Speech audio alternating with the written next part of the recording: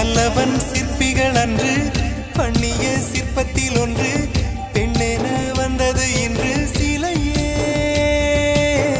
பல்லவன் சிற்பிகள் அன்று பண்ணிய சிற்பத்தில் ஒன்று பெண்ணென வந்தது இன்று சிலையே.